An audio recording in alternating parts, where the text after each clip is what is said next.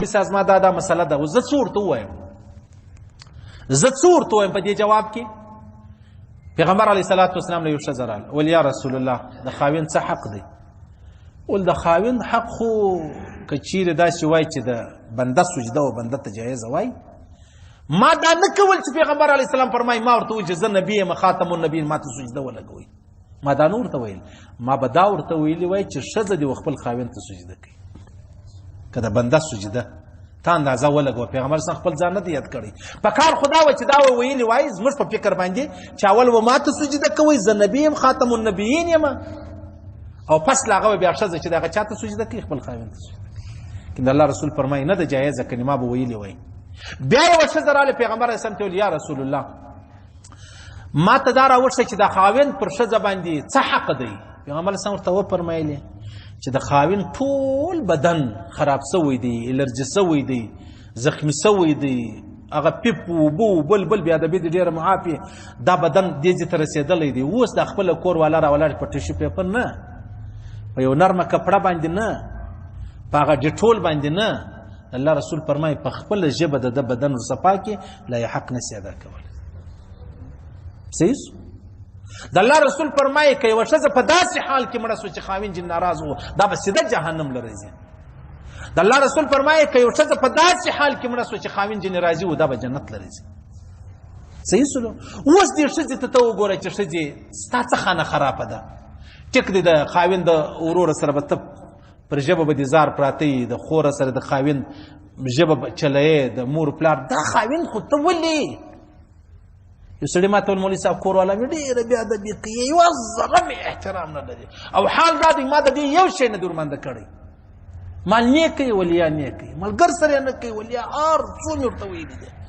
مال بس یوه ورځ ورته ووایي چې خدای دې کونډه کړه چې بیا ناسته یې زما و قبر ته بیا ته غواړه ما زه به نه یم صحیح سلو خدای دې هغه ورځ پر تا راولي چې تا ته درک معلوم چې مېړه وایي وڅپ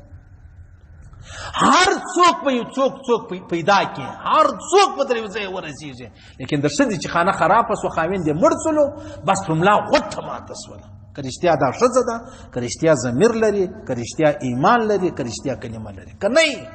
نو زه په مخه دې ښځه بیا ځان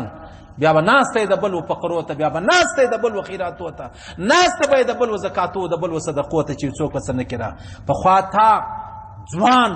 غلام درلودی غلام ستا خاوند ستا غلامو تا به څه ویلي نو ده به بیا تا لره ماښام راوړل او نن ته راولاړه سولې تا د خپل خاوند دومره زهیر کوي چې نن تا ته الله دا ورځ د ښکاره کدی په دې او د الله رسول فرمایي چې کم څوک د کم نعمت قدر نه لري الله یې خامخا جنې اخلي کم څوک د کم نعمت چې الله ورکړی قدر یې نه کوي الله به خامخا جنې اخلي نو کومې ښځې چې د خپلو مړو احترام نه لري قدر نه لري الله به در څه واخلي او ستا دا فکر دی زه به بیا بل سړی وکړم دا بل به م الله در څه واخلي ته به دا خیال زه به بل وکړم دا بل به م الله در څه واخلي ګرځه بیا نو دا به دې درک نه معلومېږي د چا یې د چا سره ژوند تېروې ستا به اولاد چیرې یې څونه ښځې موږ ته رامعلومې دي